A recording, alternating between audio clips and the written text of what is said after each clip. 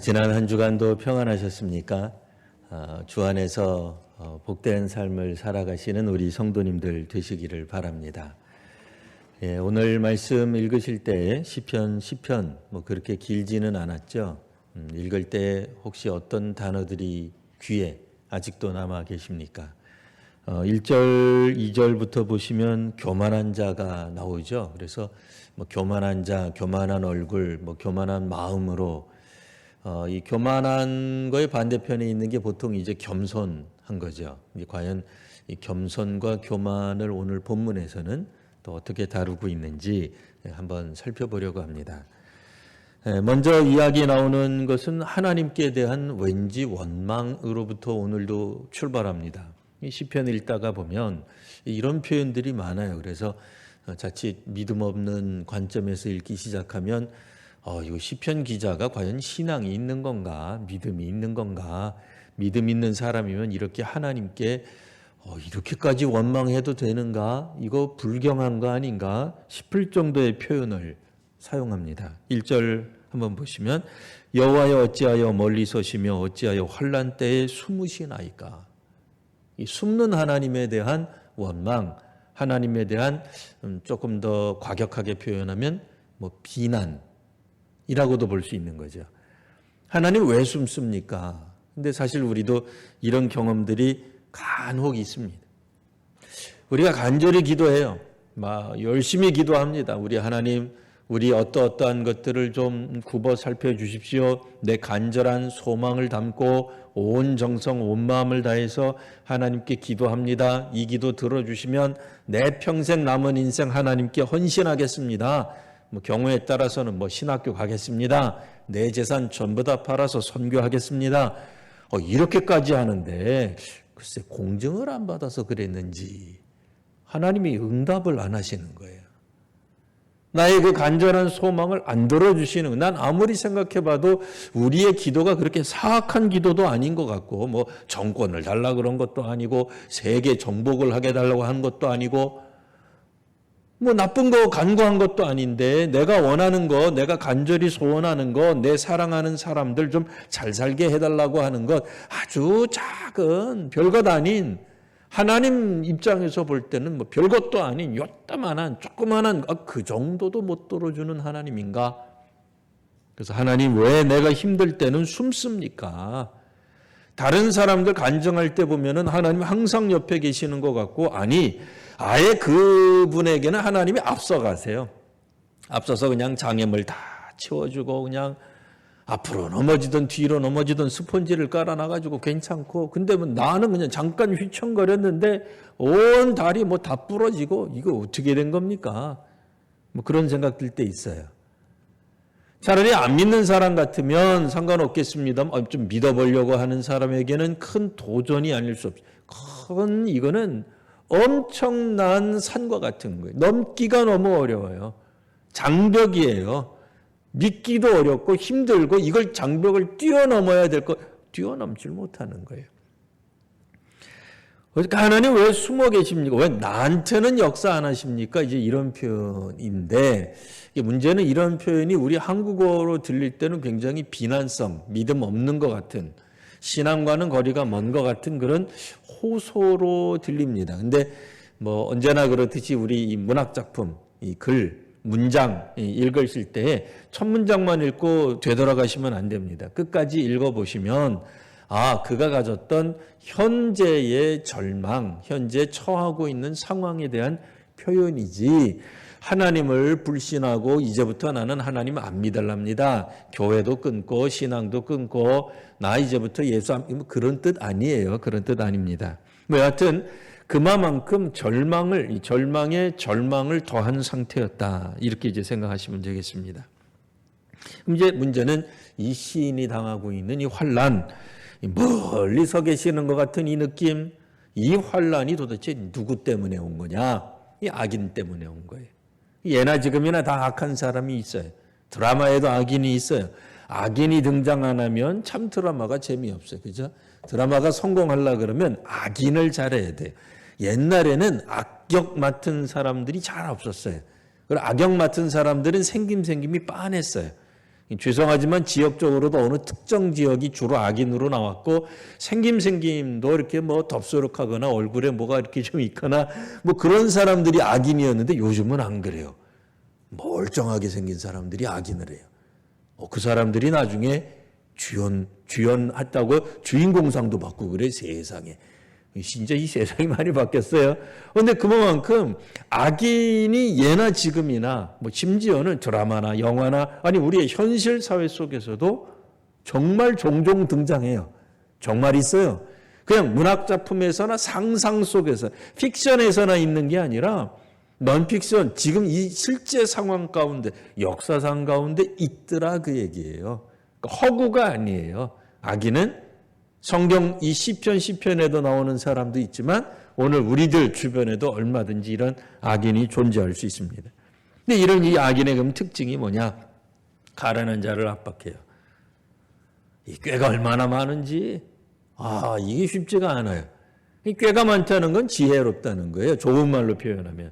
지식이 있으니 이게 쉽지 않아요. 이길 수가 없어요. 우리도 혹시라도 뭐 친구든 부부지간에도 그냥 말싸움, 뭐 싸우면 안 됩니다만 다투다가 보면 항상 혹은 상당한 승률을 자랑하는 분이 있어요. 누구예요? 꾀가 많은 사람, 지혜가 많은 사람이 말싸움이 이겨요. 근데 악인이 말싸움을 잘하네. 악인이 싸우면 이기네. 이게 복잡해지는 거죠. 자, 그는 마음의 욕심을 자랑합니다. 결국 이분들이 하는 이야기, 이분들이 쓴 글들 보면 마음속에 무슨 욕심이 있구나 하는 게 사실은 드러나게 돼 있어요. 굉장히 우아하게 표현하고 지혜롭게 말하는 것 같고 굉장히 성경적이고 종교적인 것 같이 말을 해도 실상 그들 속에 숨겨져 있는 욕심이 이렇게 드러날 때가 있어요. 그러니까 뭔가를 바라는 거예요. 뭔가를 추구하는 거예요. 마치 정치인들이 정치적 발언을 할 때는 그가 그 뒷수까지 사실은 본단 말이에요. 우리 그렇게 보통 이해하잖아요. 그냥 한 수, 두 수 정도가 아니에요. 그가 무언가 어떤 발언을 하든 그것이 사과가 됐든 칭찬이 됐든 뭐 옹호하는 것이 됐든 뭐 어느 편에 약자 편에 있어서 심지어는 약자 편에 있어서 피켓을 올리고 대신 나와서 싸워준다 하더라도 마음의 욕심이 어디 가 있다. 이런 게 우리가 나타난단 말이에요. 이들은 탐욕을 향해서 나아가는데 결국 이분들은 하나님을 배반하고 멸시하는 것이 있다. 이 4절에 나와 있는 겁니다. 자, 그들은 교만한 얼굴로 말합니다. 역시 교만이 또 나오죠. 근데 사실 교만한 얼굴이라고 하는 게 뭐 특정적으로 나올 수 있는 얼굴이 있겠어요? 뭐 어떤 얼굴은 탁 보면 저건 교만하다. 그래서 놀부쯤 되면 교만일까요? 그럼 욕심 많은 걸까요?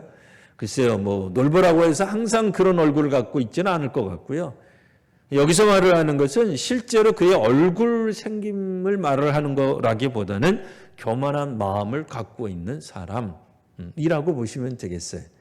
우리도 왜 드라마 한참 보다가 보면 악역한 사람 보면 혹시 우리가 일상적으로 만나기 어렵겠습니다만 뭐 어찌 하다가 만나면 그러잖아요. 왜 그렇게 다른 사람들을 못되게 굴어요? 그러면 사실 웃고 말죠. 왜요? 그거는 그분이 작품 속에서 한 거예요. 연기한 거지 실제 얼굴이 아니란 말이에요. 근데 우리는 그분 얼굴만 봐도 악인, 교만한 사람 누구 그런 거 없다니까요. 교만한 얼굴이 따로 있는 게 아니에요. 계속해서 한번 보시면은 4절 이런 말을 하는 거예요. 여호와께서 이를 감찰하지 아니하신다. 그러니까 그가 하는 말이에요. 그 사람이 하는 말이에요. 이게 시인이 하는 말이 아니라 그 사람, 교만한 사람, 악인이 하는 말 여호와는 감찰하지 아니하신다. 그래서 그의 모든 사상에는 하나님이 없다라고 하는 거예요. 자, 이 두 가지 나왔으니까 첫 번째 거 먼저 설명하면은요. 여호와는 감찰하지 아니하신다. 감찰이 뭐예요? 감사하는 거예요. 살펴보시는 거예요. 하나님은 우리를 살펴보지 아니하신다 그 얘기예요. 그러니까 벌이 무슨 벌이 있느냐. 1000벌? 웃기네. 이렇게 얘기하는 거예요. 그런 건 없다. 하나님이 왜 쓸데없이 사람을 만들어 놓고 그러면 그거 사랑의 하나님 아니지 않느냐. 하나님이 인간에게 자유의지를 줬는데 자유롭게 살아가라고 두셨지. 이거 궤변이에요. 지금 하는 말 궤변이에요. 이게 맞는 말이 아닙니다. 근데 그렇게 이야기하는 거예요. 내버려 두시지 왜 그 하나님이 일일이 쫓아다니면서 사람들 쫓아다니면서 옳으네 그러네 하고 하나님이 무슨 역사를 심판하시고 그러냐. 하나님 감찰하지 않는. 그러니 그의 사상에는 하나님은 없다 이렇게 되는 거예요. 그의 모든 생각, 모든 기도, 모든 종교적 활동들이 굉장히 우아한 없고 우아한 단어로 표현하고 있지만 이게 이제 예수님 시대로 말하면 바리새인 같은 사람들이죠. 사람들 많은 곳에 가서 인사받기 좋아하는 거예요. 옷을 큰 거 입고 다닌다 그랬잖아요. 사람들 많은 곳에 가서 괜히 그가 여태까지 금식에 했노라. 나 종교적 인물입니다. 기도를 하더라도 양팔 높이 벌려서 기도하는 모습을 대중들 앞에 보여줘야 되는 거예요. 근데 요즘은 또 그렇게 돼야 되는 것 같긴 해요. 우리끼리 조용히 예배드려도 아무도 몰라주잖아요. 요즘은 비대면이라고 하면서도 비대면을 대면시켜줘야 돼요. 무슨 말인지 다 아시죠? 그러니까 그런 것처럼 종교적인 사람이라고 하지만 실상은 하나님 인정하지 않는 거예요. 하나님 없다고 생각하는 거예요. 하나님 있다고 생각하면 그런 신앙적 행동을 하지 않겠죠. 근데 기본적으로 이스라엘 사람들은 기본적으로 다 종교인이, 다 신앙인이, 여호와를 믿는 사람들이 유대인들이란 말이에요. 근데 그 유대인 중에 악인이 있다라고 하면 상상하기 어렵잖아요. 우리가 생각할 때 저 사람 교회 다닌데 교회에서 직분 맡아 있대. 몇 대째 예수 믿는데 그러면 깨끗할 거라고 생각하잖아요. 안 그렇다는 거예요. 세상에서는 막 놀라죠. 안 믿는 사람들 어떻게 교회가 정부에서 말을 했는데 왜 안 지키고 그런 거 하잖아요. 태엽을 거꾸로 막 돌려가지고 수십 년 전으로 돌아가면 그때도 정부가 예배 드리지 말라고 한 적이 있어요. 언제? 일제치하 때. 근데 정부 말 안 듣는 거. 이 기독교는 이 뿌리가 깊어요. 원래 로마 때부터 이 예수님을 주라고 부르잖아요. 황제에게나 부를 수 있는 주라고 하는 단어를 써요. 이 정부에서 되게 싫어하는 사람들이 그렇다고 해서 기독교는 항상 반정부 운동을 하자 그런 얘기는 아니에요. 예나 지금이나 이 기독교가 그렇게 썩 정부 정권에 이렇게 잘 나갔던 적이 많지는 않아요. 그렇게 항상 그랬던 건 아니에요. 근데 여하튼 오늘 성경에 보시면 이 하나님이 없다라고 말을 하는 사람들이 이 안 믿는 사람들이 하는 말이냐 그게 아니라 믿음의 그 공동체 안에 있으면서도 그의 모든 생각 속에는 하나님 없다고 간주하는 사람들. 그러니까 하나님 없는 것처럼 유대인으로 살아가는 거예요. 본문 안에서는 악인으로 살아가는 거예요. 우리식으로 말하면 우리는 유대인이 아니니까 예수 믿는다 그러면서 예수 안 믿는 사람처럼 살아가는 거예요. 실제로 말로는 나는 예수 믿습니다. 하나님 믿습니다. 종교 생활합니다. 심지어는 금식도 합니다. 나 방언으로 통성기도도 할 줄 압니다. 그렇게 얘기를 하는데 실제로는 하나님 인정하는 거 아니에요. 결코 아니에요. 하나님 살아계시고 하나님이 우리 삶 가운데 역사하신다고 생각한다면 어떻게 저런 행동을 할 수 있지? 어떻게 속에는 실제로는 악한 마음을 품고 자기 이익을 위하는 추구하는 마음을 품고 욕심을 품고 있는 그런 언어들을 할 수 있지? 라는 표현을 지금 이 시편에서 하고 있는 겁니다. 자, 그리고 5절 보시면 그의 길은 언제나 견고해요. 이게 무슨 말이에요? 오늘 설교 제목이에요. 언제나 잘 돼요. 기가 막혀. 희한해. 악인이 잘 돼. 우리 드라마 봐도 그러잖아요. 이제 후반부 거의 끝부분 가기 전까지는 악인이 항상 승승장구한다고요. 항상 이겨요. 근데 우리 현실에서도 그런 것 같아. 악인이 잘 이겨요. 어떻게 된 건지. 그러니까 그들이 하는 일, 그들이 도모하는 것들은 항상 이루어져요. 그게 답답한 거죠. 괴로운 거죠. 힘들어지는 거죠. 그리고 그들이 뭐라고 얘기하냐면 주의 심판은 높아서 나한테는 안 미쳐. 이런 얘기하는 거예요. 주의 심판이 높다는 게 뭐예요? 우리도 왜 눈이 높다라는 표현 쓰잖아요. 너무 높은 데 있어요.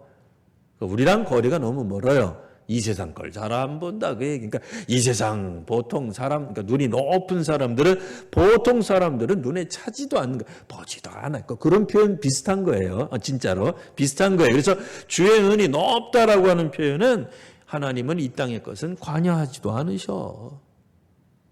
왜? 너무 밑바닥 거니까. 우리 뭐 미생이니까. 다른 이제 종교적 언어로 보면 중생 같은 거예요. 짐승이잖아요. 원래 나온 게. 짐승 같은 그런 버러지 같은 존재들이기 때문에 하나님은 아예 우리를 그냥 쳐다도 안 보셔. 그러니 우리가 심판받을 일이 없죠. 자, 7절 넘어가서 한번 보실까요? 그의 입에는 저주와 거짓과 포악이 충만합니다. 그리고 그의 혀 밑에는 잔해와 죄악이 있습니다. 그러니까 저주와 거짓과 포악이 사실은 충만한 거예요. 그러니까 말을 하는데 그 말이 향하는 방향은 사실은 저주와 거짓과 포악이고 그의 혀 밑에는 사실은 잔해, 죄악이 있어요. 뭐예요? 그게 사실은 밑에 깔려 있다. 배후에는, 기저에는, 아래에는 혹은 잠재되어 있다 그 얘기예요. 겉으로 보기에는 아주 그럴듯한 표현들을 사용하고 있지만 실제로는 거짓말이 능숙한 거예요. 저주를 하고 포악이 가득 차 있는 말만 하고 있다. 이게 이제 악인의 특징이죠. 게다가 8절에 보면 그는 구석진 곳에 앉아 있어요. 이 구석진 곳 자체가 벌써 주는 이미지가 굉장히 좋지 않잖아요. 구석진 곳, 그 은밀한 곳에서 무죄한 자를 죽입니다.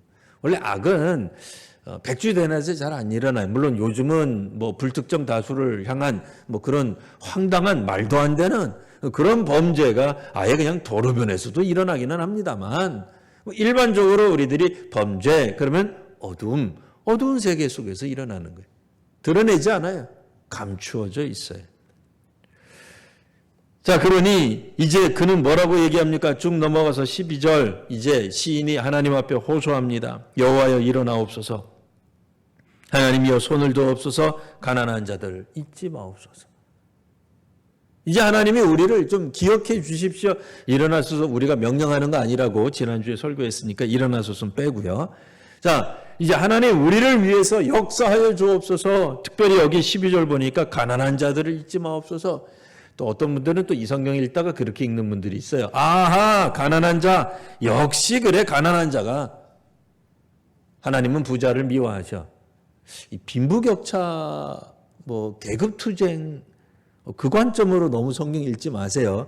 분명히 성경에 가난한 자라고 묘사가 되어 있다고 하더라도 이거를 잘못 읽어서 그래, 하나님은 부자는 악인이야 라고 말씀하신 것으로 기록된 게 아닙니다.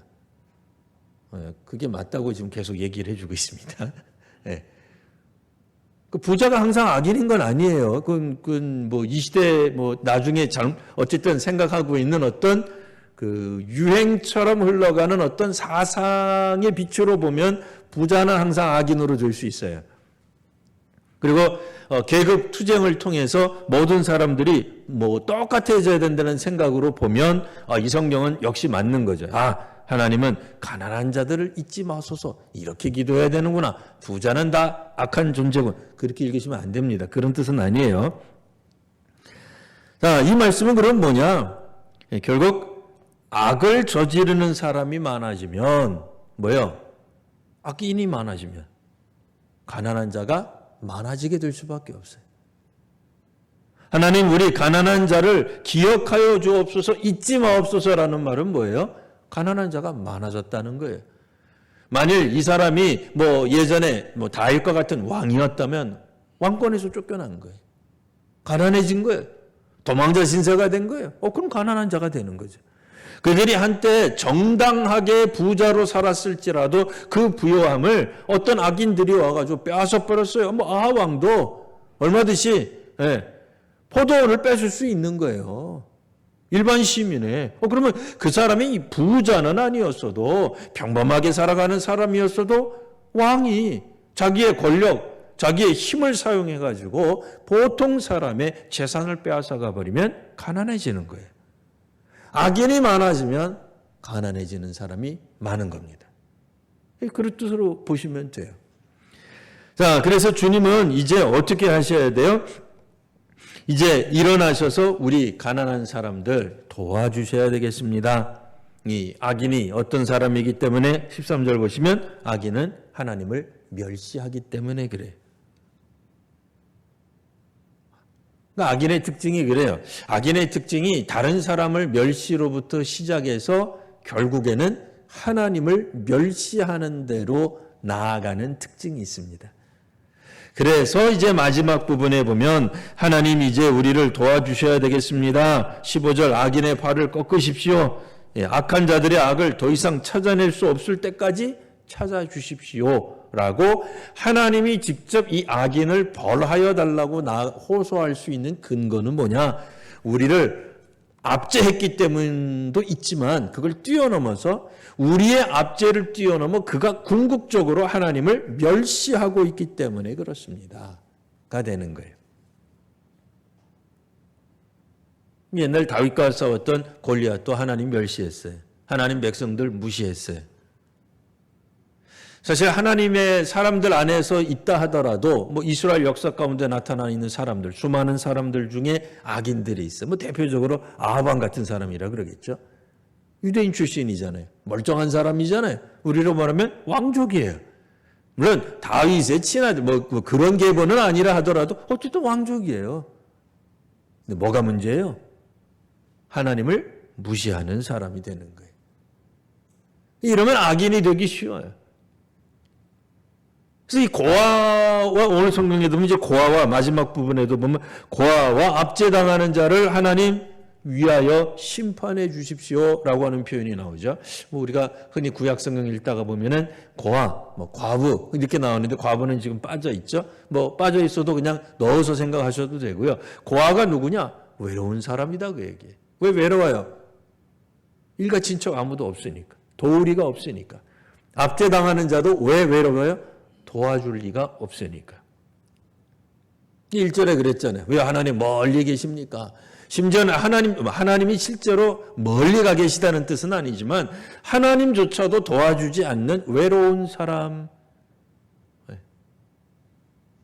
압제를 당하는 사람, 대표적으로 그러니까 모든 고아는 항상 압제를 당해왔다. 그런 뜻이 아니에요. 그런 의미가 아니에요. 그렇잖아요. 뭐 오늘날에도 고아로 뭐 비록 안 됐지만은 뭐 그렇게 살았지만 자수성가한 사람들은 얼마든지 있어요. 고아기 때문에 항상 정신세계가 이상하고 틀려먹었고 그렇지 않아요. 고아라도 바르게 살아가는 사람 얼마든지 많이 있습니다. 아니 고아기 때문에 왜 그들은 곁길로 가고 왜곡된 삶을 산다고 왜 생각합니까?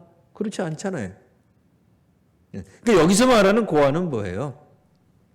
도와주지 않는 외로운 자기 힘으로 어쩔 수 없는 누구도 그들을 살펴주지 않는 그런 의미라는 거예요.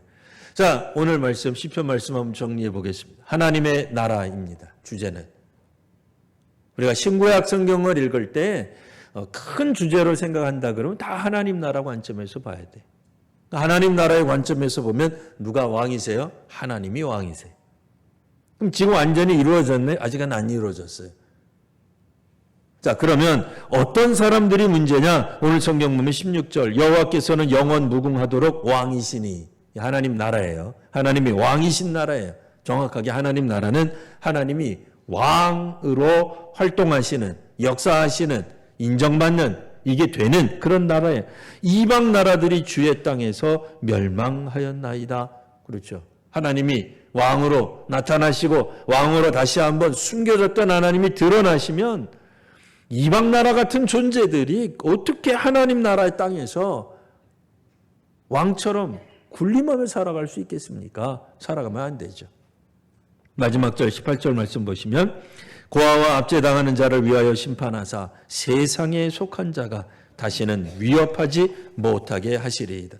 세상에 속한 자가 나오죠. 그럼 우리는 천국에 속한 자 그렇게 보시면 안 돼요. 여기서는 그런 유혹을 받을 수는 있습니다. 세상에 속한 자라고 하는 건 세상에 있는 사람이라는 뜻이에요. 우리 모두가 마찬가지예요. 지금 세상에서 살고 있잖아요. 이 세상에서 살고 있는 사람들 치고 위협하는 자가 없게 하여 주옵소서라는 말이에요. 정권으로든 힘이든 권력으로든 법으로든 위협하는 자가 없게 하옵소서. 잘못 말하면 우리가 옛날 미국 60년대 이때 나왔을 때 무슨 히피처럼 살아가자, 마음대로 살아가자, 정부가 뭐라 그러든 우리는 우리식대로 살아가자, 그런 얘기하는 거 아니에요. 정부는 당연히 있어야 되고 법도 있어야 됩니다. 그러나 문제는 뭐예요? 정부가 되었든 법이 되었든 권력이 되었든 악인이 되었든 힘이 되었든 그게 무엇이 되었든 그걸 가지고 다른 사람들을 위협하는 일이 있어서는 안 되겠다, 그 얘기예요. 부모라도 자녀를 위협해서도 안 되고 교사라고 자녀를 위협해서도 안 되죠. 맞죠? 네. 압박하면 안 됩니다. 갑질해서는 안 됩니다. 주인이라고 해서 종을 위협해서는 안 되는 것처럼 모든 권력이든 기관이든 사람이든 개인이든 공동체이든 위협하는 존재가 되면 안 된다 말이에요. 이런 측면에서 보면 기독교가 성경이 굉장히 진보적인 거죠. 엄청난 거죠. 상상을 뛰어넘는 이야기를 하는 거예요.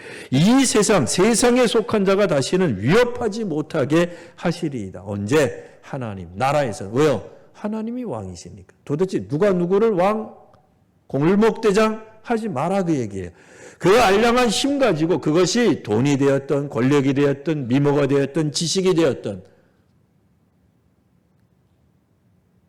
심지어는 우리의 영성을 가지고도 영성이 못 미치는 사람 위협하면 안 되는 거예요. 이게 가장 흡사한 표현이 꽃으로도 사람 때리지 말면 안 되는 거예요. 그러니까 실상 우리들이 이 악인이라고 맨 처음에 들었을 때는 이거 악인인가 보다. 우리나라 역사에서는 일본 사람들인가 보다. 북한 그때 공산당이었는가 보다. 이렇게 생각하기 쉽지만 오늘 우리 시대로 적용해 보면 무수히 많은 사람들이 이와 같은 위협을 하는 사람들이 있단 말이에요. 이건 단순한 경고가 아닙니다. 옳은 길 가라고 경고해주고 채찍질해주는 말하는 그런 걸 말하는 게 아니라 여하간의 위협이에요. 포악한 거예요. 그들의 어떤 욕심을 가지고 나아가는 그 어떤 것들이, 그러니까 오늘날 우리로 말하면 말들, 그 뭐예요? 언론이 될 수도 있어요. 언론에 종사하는 분들일수록 더 조심해야 되는 거죠.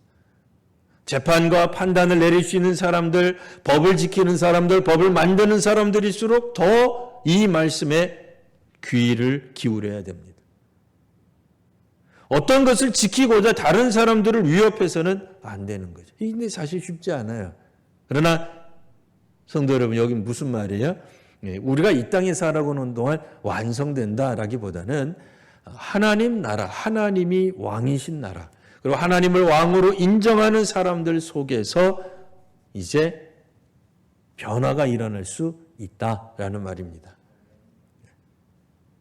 하나님을 섬기시는 우리 귀한 성도 여러분, 다시 한번 우리가 우리 안에 있는 죄악들을 다시 한번 살펴보고 이 사회가 됐든 구조가 됐든 내가 됐든 내 가정이 됐든 우리 교회가 됐든 한국 교회가 됐든 한국 사회가 되었든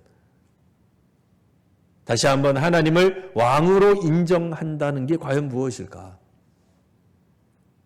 한 주간 또 깊이 묵상하며 또 실천하는 우리 귀한 한 주간 되시기를 바랍니다. 기도하겠습니다. 걸어가신 주님, 오늘 믿음의 사람들에게 다시 한번 주의 말씀을 듣게 하시며 주의 말씀 가운데서 생각하고 묵상하고 결단하게 하시니 감사합니다. 주님, 저희로 하여금 하나님 말씀에 바르게 살아가는 저희들 모두가 되게 하여 주옵소서. 거룩하신 우리 구주 예수님 이름으로 기도드리옵나이다. 아멘. 우리 다 같이